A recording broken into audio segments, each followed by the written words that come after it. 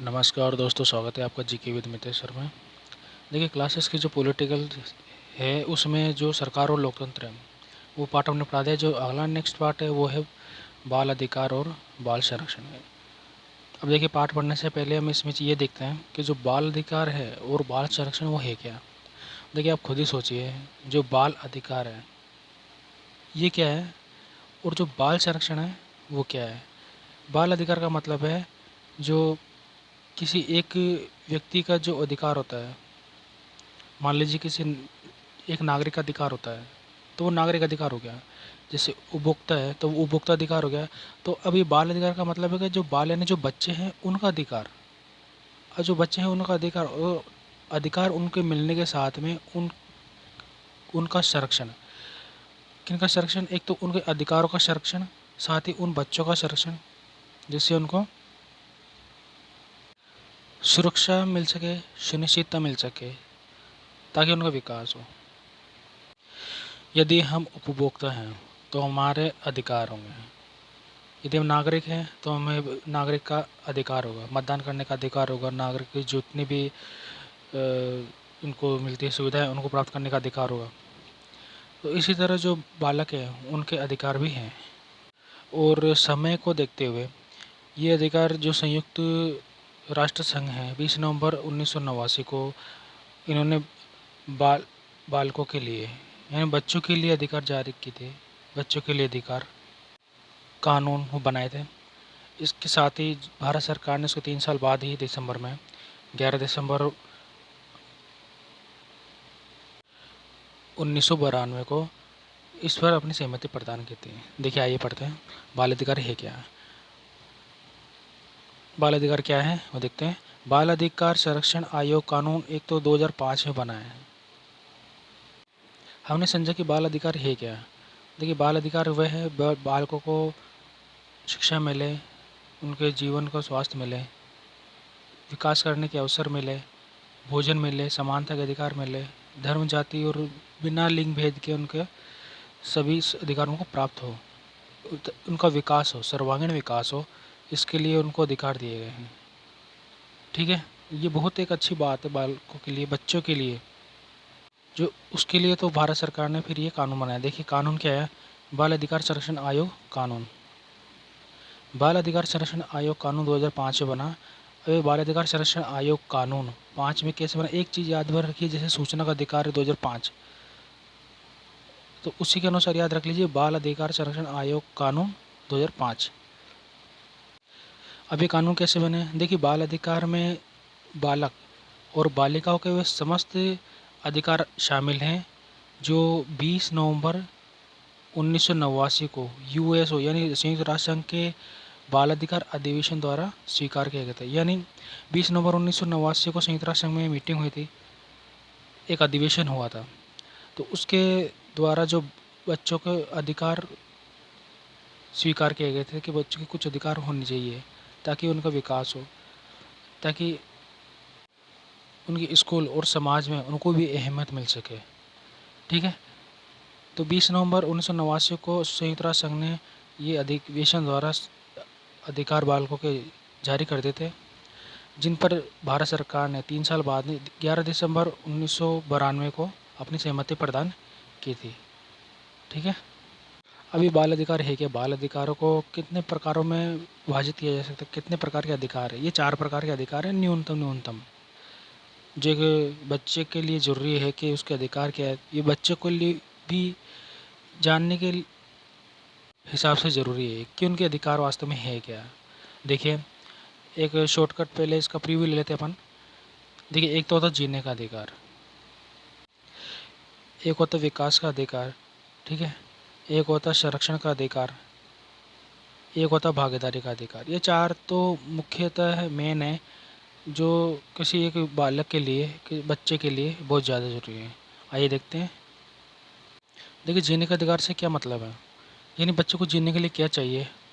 बिल्कुल न्यूनतम स्वास्थ्य सेवाएं, मतलब एक स्वास्थ्य सेवाएं, मतलब जो बच्चे को एक न्यूनतम स्वास्थ्य सेवाएं, जैसे उसके भोजन खाने का हो अच्छा, एक उसके रहने का जो घर हो वो, और जो कपड़े हो, यानी कि रोटी कपड़ा मकान, एक ही जो बिल्कुल एक जैसे आम आदमी की आवश्यकताएं रहती है, वैसे एक बालक की आम आवश्यकताएं रहती है। ठीक है, तो उसकी न्यूनतम जो स्वास्थ्य सेवा है वो उसको मिले, ताकि उसका स्वास्थ्य सही हो तभी तो वो पढ़ पाएगा। ये भोजन, आवास और वस्त्र मिले उसको, तभी तो वो पढ़ पाएगा। समान के साथ जीने का अधिकार, यानी बच्चे के साथ कोई भेदभाव नहीं हो किसी भी आधार पे, ताकि वो सम्मान के साथ जी सके, ताकि उसमें आत्मविश्वास आए। जीने का अधिकार, उस जीने का मतलब उसमें बल आए, आत्मबल आए, आत्मविश्वास हो, जिससे वो पढ़ सके। ठीक है, सबसे पहले उसको सम्मान मिलेगा, उसको सारी सुविधा मिलेगी, तभी तो वो पढ़ने के लायक हो पाएगा, अपने आप को तैयार करेगा पढ़ने के लिए, जीने के लिए। ठीक है, आइए आगे देखते हैं। ये पहला वाला पॉइंट हो गया जीने का अधिकार। आगे देखते हैं। अगर मैं पॉइंट की बात ना भी करूँ तो एक सोचने वाली बात भी है कि ये ऐसा होना चाहिए। देखिए, एक है विकास का अधिकार। अब विकास के अधिकार में क्या क्या है? एक तो उसका भावनात्मक विकास होना चाहिए। हम अब हमको मालूम है कि हाँ, बच्चे की क्या सोच होती है, बच्चे की क्या उस उम्र में कैसी होती है। तो बच्चों का जो एक तो भावनात्मक विकास हो, एक मानसिक विकास हो, एक शारीरिक विकास अच्छा हो, और सभी प्रकार के भी इसके विकास अच्छे हो। मैं ये नहीं कह रहा कि जैसे विकास हो तो उसका एक तो होता है उस उम्र में, उस जगह, उस उस समय जब अभिभावक, संरक्षण समाज जो और जो भी विद्यालय है, तो वो बालकों के साथ कैसे पेश आते हैं, तो उनका इससे उनका जो भावना है वो कैसी होती है, उनकी जो मानसिक स्थिति होती है वो कैसी होती है, शारीरिक स्थिति मतलब उनका कैसे किस प्रकार के काम करते हैं। तो सभी तरह के जो एक तो भावनात्मक विकास हो, मानसिक विकास और शारीरिक विकास हो, ये कैसे उनका बढ़े, ये पॉजिटिव स्थिति में बढ़ रहा है कि नेगेटिव स्थिति में बढ़ रहा है, तो उनको पॉजिटिव स्थिति में बढ़ाना ही है, नेगेटिव स्थिति में नहीं बढ़ना चाहिए। ठीक है, तो इससे उसका मानसिक विकास हो। मानसिक विकास कैसे अगर उसको मिले तो उसको क्या हो, उचित शिक्षा होगी और सीखेगा अच्छे से हो। ठीक है, मानसिक विकास तो ये उसके द्वारा मिल जाएगा, ये उचित शिक्षा के द्वारा अच्छी शिक्षा मिलेगी और कुछ सीखने को मिलेगा, तो उसके द्वारा उसका मानसिक विकास होगा। शारीरिक विकास कैसे होगा? उसका मनोरंजन के द्वारा, खेलकूद और पोषण के द्वारा। स्कूल में मिलता ही है, स्कूल में मानसिक विकास के लिए उचित शिक्षा मिलती है और कुछ न कुछ सीखने के लिए मिलता है। ठीक है, और शारीरिक विकास कैसे होता है स्कूल में? एक तो मनोरंजन के द्वारा, खेलकूद भी कराए जाते हैं स्कूल में, और पोषण जो है मिड डे मील, मध्याह्न पोषण योजना, तो उसके द्वारा उसका शारीरिक विकास होता है। ठीक है, एक टॉपिक ये हो गया। एक ये है कि संरक्षण का अधिकार। संरक्षण का अधिकार किससे, बालकों को संरक्षण का अधिकार किससे है? देखिए, आजकल के जो समाज के जो जितनी भी चल रही है स्थिति, वो बहुत ही निर्मम स्थिति है एक आम आदमी के लिए। एक आम आदमी के लिए बहुत ही निर्मम स्थिति है। उस समाज में आम आदमी के लिए निर्मम स्थिति है, तो उससे ज़्यादा खतरनाक, उससे भी ज़्यादा खराब निर्मम स्थिति है महिलाओं के लिए। जब आदमी और जब महिलाओं के लिए उनकी स्थिति सुधारने के लिए जब इतना नहीं मिल रहा है, तो बच्चों का कहाँ स्थान उसमें, तो बच्चों का तो कुछ ध्यान ही नहीं आ रहा। तो बच्चों के उन पे गौर किया जाए, ज़्यादा उन पे ध्यान दिया जाए, तो उनको संरक्षण का अधिकार मिल सकता है। इस तरह से उनको संरक्षण का अधिकार मिल सकता है। देखिए कैसे, अभी समाज में जैसे कहीं ना कहीं किसी न किसी के साथ में किसी तरह का शोषण होता है, वो भले दिखे या नहीं दिखे, लेकिन शोषण होता है। भावनात्मक तरीके से, शारीरिक तरीके से, मानसिक तरीके से शोषण होता है। तो बच्चे को ना तो भावनात्मक, शारीरिक या मानसिक तरीके से शोषण हो, न उसके साथ में कोई हिंसा हो, न उत्पीड़न हो। ठीक है, इस तो इन चीज़ों के ये चीज़ें जब नहीं होगी बच्चे के साथ में, तभी उसका संरक्षण मिलेगा और इसका अधिकार है। अभी मान लीजिए किसी बच्चे का विकास कैसे नहीं हो पाता है, उसके साथ शोषण होता है, उसके साथ शोषण होता है, हिंसा होती है। एक ऐसे स्कूल में ही उसके साथ शोषण होता है। बड़े बच्चे छोटे बच्चों को डरा के रखते हैं, शोषण हो रहा है, मानसिक भावनात्मक तौर पे उसका शोषण हो रहा है। तो ये नहीं हो, समाज में भी इस प्रकार ही होता है कि जो बड़े लोग होते हैं कुछ ना कुछ बच्चों का डरा के रखते हैं, दबा के रखते हैं, तो शोषण होता है।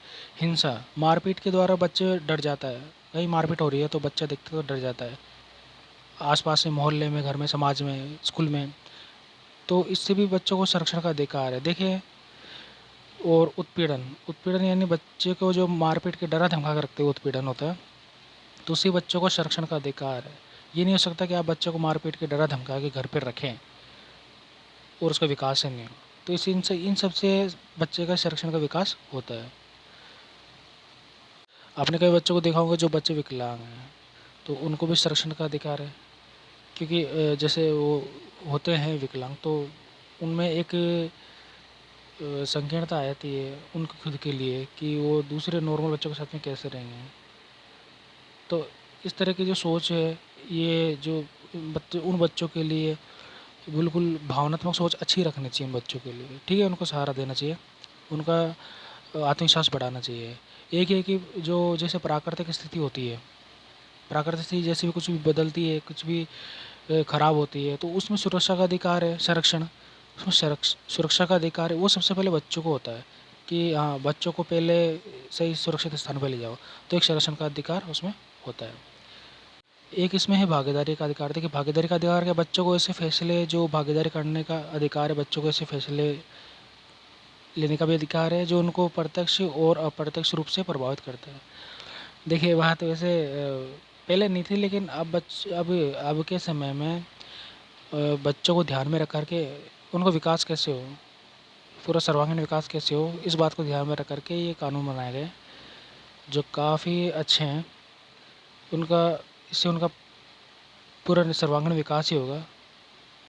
बच्चों को भी उनके जो फैसले वो लेने के लिए स्वतंत्र छोड़ना चाहिए।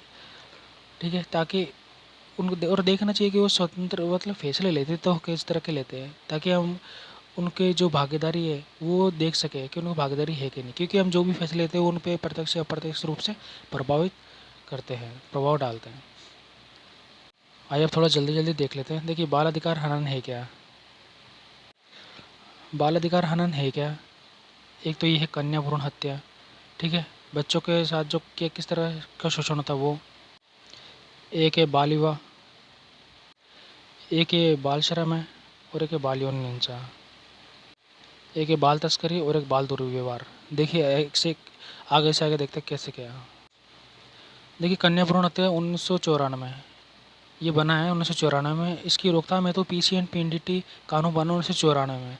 इसके तहत जो भारत सरकार ने बालिकाओं के संरक्षण हेतु बेटी बचाओ बेटी पढ़ाओ योजना अभियान जारी किया है। और कन्या भ्रूण हत्या के लिए, जैसे किसी बच्चे की लड़की की उसकी घर में हत्या नहीं हो, उसके लिए 1994 में भारत सरकार ने कानून बनाया है, पीसी एंड पीएनडीटी। ठीक है, बेटी बचाओ बेटी पढ़ाओ योजना, इसमें अभियान जारी किया है। एक है बाल विवाह अधिनियम, बाल विवाह 2006। बाल विवाह अधिनियम यानी बाल विवाह को रोकने के लिए एक कानून बनाया गया, बाल विवाह प्रतिशत अधिनियम। बाल विवाह प्रतिशत अधिनियम, प्रतिशत का मतलब रोकना। ठीक है, तो बाल विवाह को रोकने के लिए बाल विवाह प्रतिशत अधिनियम बनाया गया 2006 में, इसको ध्यान में रखना है। देखिए, अगर किसी भी टॉपिक को समझने के लिए उस टॉपिक को बिल्कुल दिमाग में उतारना ज़रूरी है। बाल श्रम, अब बाल श्रम का मतलब है बच्चों के द्वारा श्रम किया जाना। 1986 वो बच्चे अपनी मर्ज़ी से श्रम तो करेंगे नहीं, उनसे श्रम करवाए जाएंगे। तो इसकी रोकथाम है तो बाल श्रम अधिनियम पारित किया गया। बाल श्रम अधिनियम निषेध व नियमन। निषेध यानी बाल श्रम का निषेध किया जाना, और उसका नियम यानी उसका व्यवहार में लाया जाना। 1986 बाल श्रम अधिनियम 1986। इसके साथ ही किशोर न्याय देखभाल और संरक्षण अधिनियम 2000 भी लागू किया गया। किशोर न्याय का मतलब क्या हो गया, न्याय का मतलब हो गया देखभाल और संरक्षण। देखभाल और संरक्षण अधिनियम 2000 में लाया गया। ठीक है, एक है बाल यौन हिंसा लैंगिक अपराधों से बालकों का संरक्षण 2012। लैंगिक अपराधों से बालकों का संरक्षण 2012। ठीक है, बाल यौन हिंसा। एक है बाल तस्करी, बच्चों की जो तस्करी होती है, ठीक है, वो उससे भी बालकों का संरक्षण का अधिकार उनको है। एक है बच्चों के साथ में, बच्चा होने की वजह से उनके साथ दुर्व्यवहार होता है। कैसे कैसे व्यवहार होता है, देखिए, शारीरिक व्यवहार होता है, लैंगिक व्यवहार होता है, दुर्व्यवहार, भावनात्मक दुर्व्यवहार, अत्याचार, कैसे कैसे बच्चों को मारते पीटते डराते धमकाते, तो उनके साथ दुर्व्यवहार होता है, तो इसका भी उनको कानून है। देखिए, लैंगिक अपराधों से होने वाले लैंगिक अपराधों से बालकों का संरक्षण। पोस्को, एक आप जिसको बोलते हैं पोस्को, 2012 में जारी हुआ था। 2012 में एक अधिनियम बनाता है बाल दुर्व्यवहार के लिए। देखिए, नेक्स्ट आते हैं बाल संरक्षण हेतु तंत्र सिस्टम। बाल संरक्षण हेतु सिस्टम क्या है, देखिए एक तो है आयोग और एक है समिति। ये जो ये स्टेट लेवल पे है, राज्य बाल अधिकार संरक्षण आयोग स्टेट लेवल पे है, यानी राज्य बाल अधिकार संरक्षण आयोग ये स्टेट लेवल पे है। बाल अधिकार संरक्षण आयोग देखिए इसमें दो चीज़ इसमें दे रखी है, एक तो निःशुल्क एवं अनिवार्य बाल शिक्षा का अधिकार 2009 और लैंगिक अपराधों से बालकों का संरक्षण पोस्को 2012। निःशुल्क अनिवार्य बाल शिक्षा का अधिकार एक ये, और पोस्को लैंगिक अपराधों से बालकों का संरक्षण, ये दोनों इसके अंडर में आ गए हैं, राज्य बाल अधिकार संरक्षण आयोग के अंतर्गत। ये दोनों आरटीई और ये पोस्को ये दोनों ये स्टेट के जो बाल अधिकार संरक्षण आयोग है इन दोनों के अंतर्गत आ गए हैं। इसकी जिम्मेदारी आयोग को सौंप दी गई है। ठीक है, देखिए आयोग के बाद में आती है राजस्थान राज्य बाल संरक्षण समिति। एक है समिति। देखिए समिति का मतलब होता है कुछ चुनिंदा लोगों द्वारा, कुछ महत्वपूर्ण लोगों द्वारा बनाई गई समिति।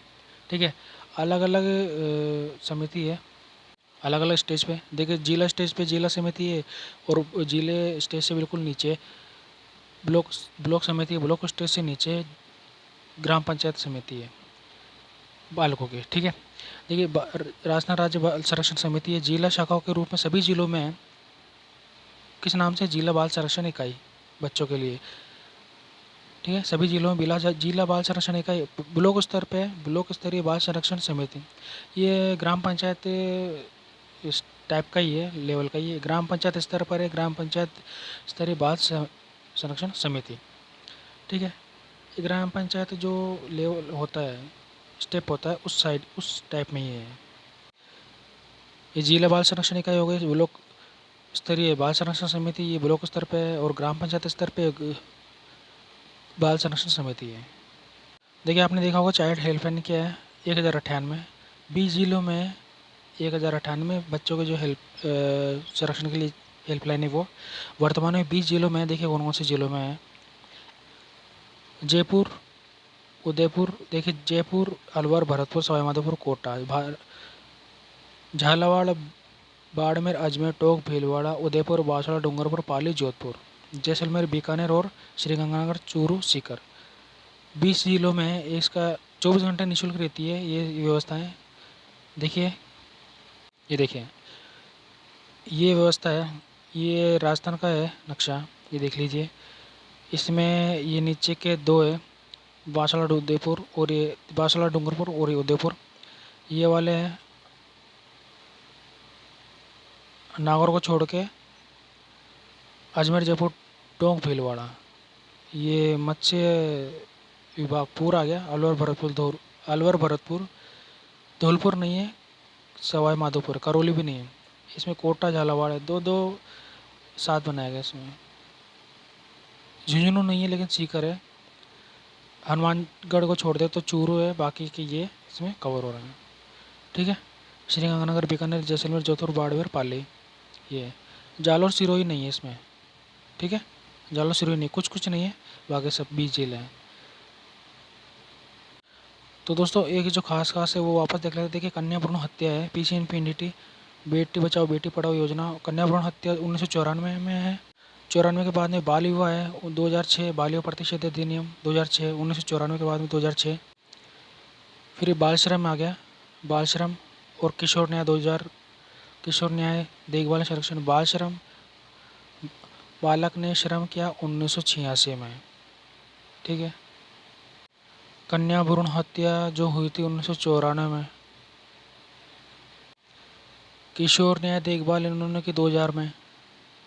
ठीक है, और बाल विवाह हुए थे 2006 में। आप ये मान के चलो, इस तरह से आप याद कर लो।